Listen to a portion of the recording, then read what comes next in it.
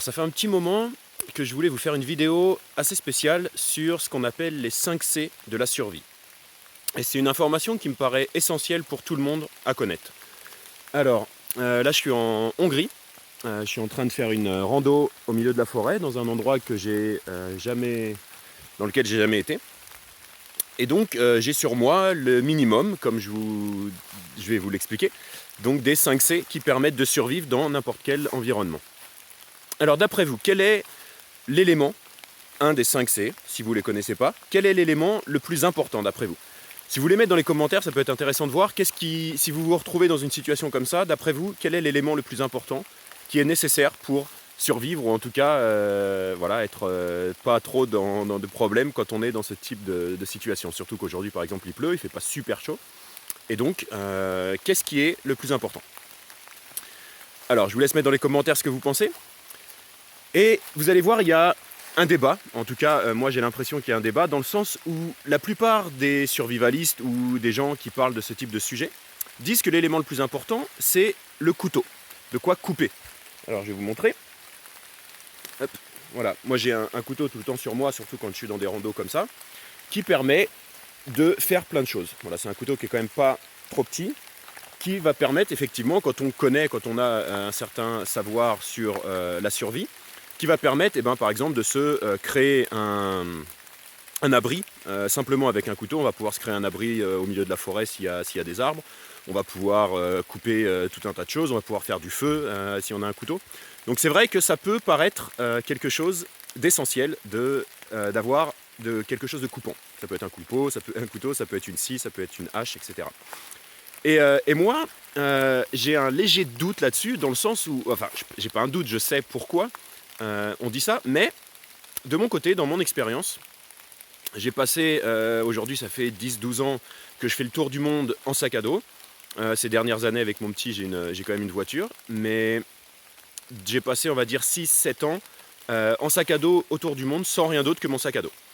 Et l'élément pour moi le plus important dans les 5 C, c'est celui que j'ai utilisé tout le temps. J'ai dormi dehors des dizaines et des dizaines de fois dans la nature et dans plein d'endroits. Et pour moi, ce qui est le plus important, c'est la partie couverture, se couvrir. Et qu'est-ce que ça veut dire? Ça veut dire que si on part dans la nature, quel que soit le temps, c'est d'avoir suffisamment de choses pour pouvoir se couvrir. Et je me suis rendu compte que j'ai pu faire le tour du monde comme ça et être à n'importe quel endroit avec mon sac à dos. Pourquoi? Parce que j'avais toujours sur moi, au minimum, de quoi ne pas avoir froid, de quoi me couvrir de la pluie, par exemple un poncho ou une petite veste de pluie, une tente. Alors je ne l'ai pas tout le temps eu, mais on va dire au minimum une bâche qui va vous permettre de vous protéger. Et de quoi avoir chaud, c'est-à-dire suffisamment de pulls ou de choses en dessous vos affaires pour avoir suffisamment chaud. Et le sac de couchage, si vous avez le sac de couchage. Là, on va dire que je pars en rando. Donc, j'ai un sac à dos que je viens de prendre, là, de trouver. Je l'ai accroché, ça c'est une technique qui est super pour pouvoir accrocher un sac à dos. Voilà, il suffit d'une corde et puis de deux petits nœuds que je vous montrerai. Vous mettez un bâton, ça vous permet de ne pas avoir le sac à dos qui traîne par terre quand vous le laissez ici. Et qu'est-ce que j'ai ici? Pour moi, le plus important, vous voyez, j'ai un pull si jamais j'ai commencé à avoir un peu trop froid. Et j'ai une bâche énorme qui me permet soit de me couvrir de la pluie quand il pleut par exemple et que je veux me couvrir de la pluie, si par exemple je dois rester dans la nature, si je dois dormir dehors. Voilà, le couteau, est-ce que c'est le plus important par exemple dans une situation comme ça? Est-ce que c'est plus important le couteau ou alors la bâche? Je dirais que en termes de praticité, la bâche et les affaires, le fait de se couvrir est beaucoup plus important, parce que dans quelques situations que ce soit, je peux être fatigué, etc. Je peux simplement sortir ma bâche, la mettre au-dessus de moi, avoir mes affaires et j'ai chaud et je suis en dessous de ma bâche et déjà je suis bien. Alors qu'avec le couteau, effectivement, on peut se construire un abri, mais je peux vous dire, en ayant l'expérience d'avoir fait des stages de survie et de m'être amusé à rien avoir pour dormir et créer un abri, ça prend un bon moment, on va dire des heures si on veut quelque chose de correct. Donc en termes de praticité, je dirais que d'avoir suffisamment de choses pour se couvrir, pour moi c'est le plus important. Voilà. Donc ça c'était le petit débat, ça a pris quelques minutes. Donc on a vu deux choses, le couvrant, d'accord, les affaires, d'avoir chaud, un sac de couchage si vous avez suffisamment de place, et puis de quoi se couvrir pour la pluie et les éléments. Le couteau qui va vous permettre tout un tas de choses, ça c'est hyper important d'avoir toujours sur soi. C'est vrai que par exemple vous partez, j'en sais rien moi, une rando ou dans votre voiture, d'avoir toujours un couteau sur vous, hyper important. Qu'est-ce qu'il y a d'autre? Alors vous avez peut-être vu sur mon couteau, ceux qui ont été un peu attentifs, hop, sur le couteau que j'ai ici, j'ai fait une petite installation qui est assez spéciale. Je vous le dis au milieu de la vidéo, j'ai fait un petit bonus à la fin de cette vidéo, alors restez jusqu'à la fin parce qu'il y a quelques éléments de plus que les 5C dont je suis en train de vous parler qui peuvent être très intéressants à découvrir. Allez, je vous laisse continuer. J'ai mis un briquet dessus, là vous le voyez. Je l'ai accroché avec du duct tape, du scotch très résistant, qui va permettre plusieurs choses. Donc là, on a le briquet qui est pour faire de la combustion. Donc il y a plusieurs éléments dont on a besoin pour faire de la combustion. Vous pouvez avoir un briquet, vous pouvez avoir ferro rod, je ne sais plus comment ça s'appelle en anglais. Vous savez, une barre en métal et sur laquelle on gratte et ça fait des étincelles. Vous pouvez avoir des allumettes, vous pouvez avoir du bois gras qu'on appelle, c'est-à-dire qu'il y a beaucoup d'huile à l'intérieur, beaucoup de résine qui s'est accumulée à l'intérieur sur un bois mort. Ça vous permet de faire du feu. Donc il y a plein de méthodes pour faire du feu, on ne va pas faire le tour là maintenant. Et donc, dans cette petite installation, ça, le duct tape, c'est pas dans les 5C, mais c'est dans les 10C, c'est quelque chose qui vous permet de tout réparer, de tout faire. Et en plus de ça, si vous le découpez, ce petit morceau de scotch particulier, c'est une espèce de fibre à l'intérieur, et donc ça brûle très facilement. Donc vous faites un petit rouleau avec ça, je vous le montrerai dans une autre vidéo. Vous faites un petit rouleau avec ça, et ça vous permet de démarrer le feu. Et à l'intérieur, en dessous, là, on voit, il y a une petite épaisseur, je ne sais pas si vous le voyez. J'ai de la corde également qui va me permettre de rester, elle est toujours au sec, et elle va me permettre également de démarrer un feu si j'en ai besoin. Une toute petite corde vous savez, la petite corde avec de la ficelle, quoi, plus de la ficelle. Voilà. Bref, donc on a 3 éléments. Le fait de se couvrir, le couteau, la combustion. Qu'est-ce qui reste d'autre d'après vous? Alors je l'ai dit rapidement, mais on a le cordage. Le cordage extrêmement important. Si vous avez un couteau et une corde, là vous êtes vraiment tranquille. Pourquoi? Parce que là vous pouvez vous construire vraiment un abri extrêmement solide et qui peut même durer dans le temps. C'est-à-dire que si vous avez juste un couteau et que vous avez un minimum de connaissances et une corde, vous pouvez vous faire un abri dans la forêt ou n'importe où, qui peut durer vraiment longtemps, c'est-à-dire que vous pouvez passer plusieurs jours et peut-être même plusieurs semaines à l'intérieur si vous passez suffisamment de temps en étant vraiment à l'abri tranquille. Donc ça c'est vraiment important. Donc voilà, dans ce sac à dos là, moi j'ai toujours plusieurs cordes. Hop, qu'est-ce que j'ai ici? Voilà, j'ai différents types de cordages. Il y a ce cordage là, j'en ai un autre dans ma poche ici qui m'a permis de faire un petit cordage bien roulé et bien enroulé qui permet tout de suite d'utiliser ce qu'on a besoin. Qui m'a permis de faire cette petite installation rapide que j'avais besoin pour poser mon sac à dos vu qu'il pleut. Donc le cordage, on a notre 4e C. Et le 5e C, c'est ce qu'on appelle le contenant. Le contenant, eh bien, ça va être plusieurs choses. Alors là, aujourd'hui, c'est pas le contenant idéal, il faudrait que je vous montre ce que j'ai. Mais là, j'avais cette bouteille-là sous la main, c'est ce que j'ai pris pour aller faire cette petite randonnée. Voilà, c'est une bouteille qui est quand même pas mal. Je vais vous mettre les liens sous la vidéo de tout ce que je vous montre. Voilà, ça c'est la bouteille Lifestro. Il y a un filtre à l'intérieur qui permet de récupérer de l'eau n'importe où. Donc là, j'ai de l'eau juste en partant de chez moi pour avoir suffisamment d'eau si j'ai soif en randonnée, sans avoir besoin d'être dans un mode de survie. Donc là, je ne vais pas utiliser le filtre pour la boire. Par contre, vu que je suis au milieu de nulle part dans la nature, eh bien l'idée c'est de se dire, voilà, par exemple là il pleut, donc je peux récupérer de l'eau avec la pluie. Il y a des flaques d'eau, si j'ai par exemple ce filtre, alors là c'est vraiment l'étape d'après, je peux avoir de l'eau filtrée, avec l'eau que je trouve un peu n'importe où, même dans des flaques qui peuvent être même pas très ragoûtantes. Et voilà, et donc ça c'est vraiment, je dirais, un truc idéal. Mais le mieux, c'est l'acier inoxydable. Si vous avez un contenant, donc moi j'ai plusieurs bouteilles comme ça, soit une bouteille en acier inoxydable, soit simplement ce qu'on appelle une cantine à l'armée, vous savez, c'est juste un petit contenant, un petit récipient.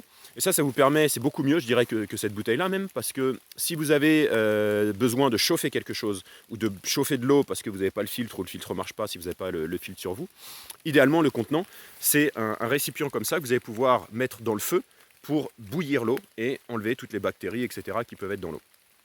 Donc voilà les 5C qui me paraissent essentiels. Voilà, donc cette petite vidéo simplement pour vous faire un petit partage sur quelque chose qui moi m'a donné beaucoup de satisfaction, de sécurité pendant que j'ai voyagé, c'est d'avoir un minimum de connaissances sur qu'est-ce que j'ai besoin pour survivre dans la nature. Et on se dit souvent que la survie, c'est dans certaines situations extrêmes, mais ça peut aller très vite. Moi, j'ai vécu par exemple en Finlande. Quand vous vivez au milieu de la forêt et qu'il fait moins 20 degrés et que la voiture tombe en panne, ou que vous êtes à pied, ou que vous vous perdez, ou que vous vous faites mal quand vous allez vous promener et que vous ne pouvez pas rentrer chez vous, il y a intérêt à avoir un minimum de choses sur soi pour pouvoir passer au minimum une nuit dehors. Et d'ailleurs, c'est justement une information qui est essentielle. Si vous devez passer une nuit dehors, est-ce que les affaires que vous avez sur vous, dans votre sac à dos, etc., vous permettent ça, sans avoir quoi que ce soit d'autre? Et ça, c'est vraiment un point important à garder en tête en se disant, voilà, là je vais dans la nature, ou je vais me promener, ou je vais quelque part. Si jamais j'ai une problématique sur le chemin, est-ce que les vêtements que j'ai sur moi vont me permettre de passer la nuit?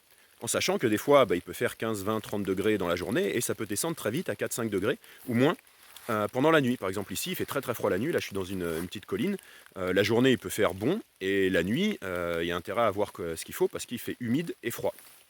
Et donc si là je vais en rando, et que je me fais mal, et que je ne peux pas rentrer chez moi, je suis à plusieurs kilomètres de chez moi, et idéalement il faut que j'ai suffisamment de choses sur moi pour pouvoir me protéger. Et comme je vous le disais, pour terminer sur cette vidéo, disons que je me fais mal, voilà, je me blesse, je me casse la jambe, il faut que je reste dans la forêt jusqu'à ce qu'il y ait quelqu'un qui passe, ou que je trouve du secours, ou que j'ai une solution, si j'ai pas de téléphone, etc.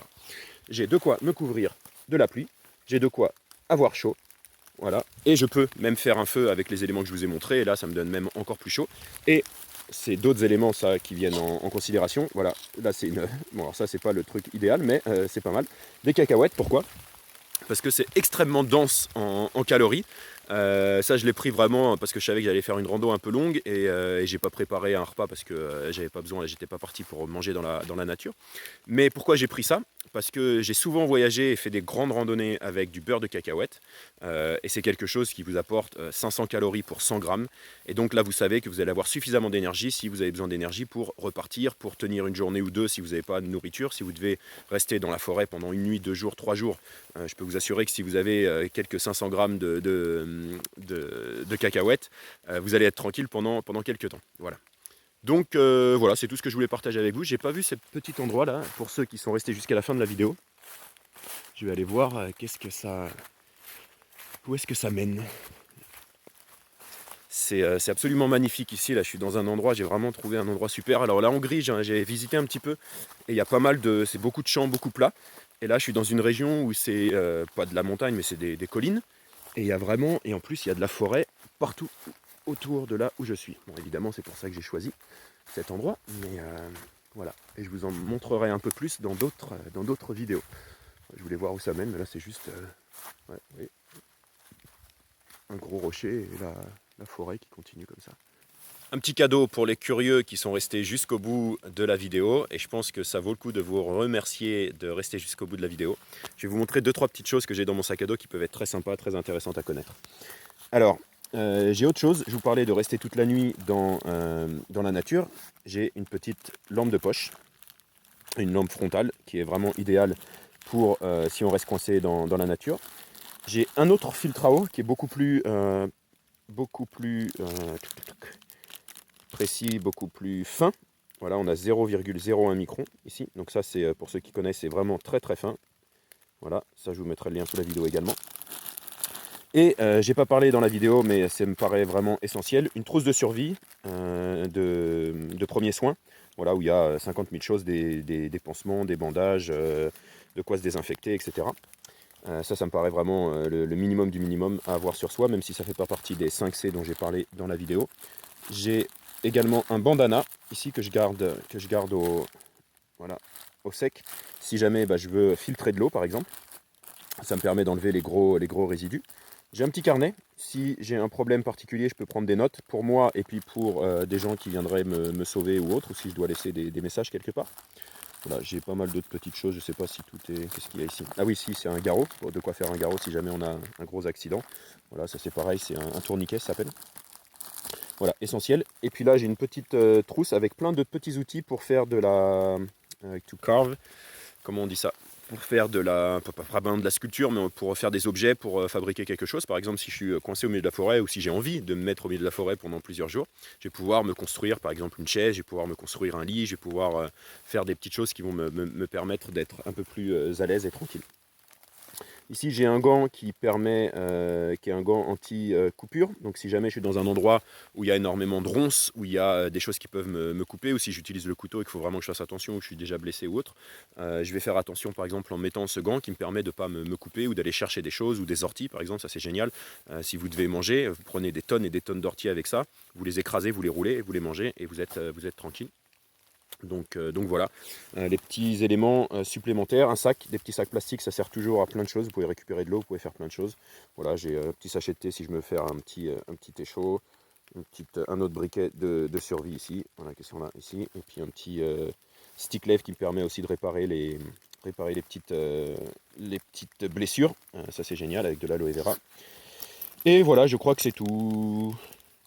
Voilà, c'était le petit bonus de fin de vidéo. Allez, à bientôt.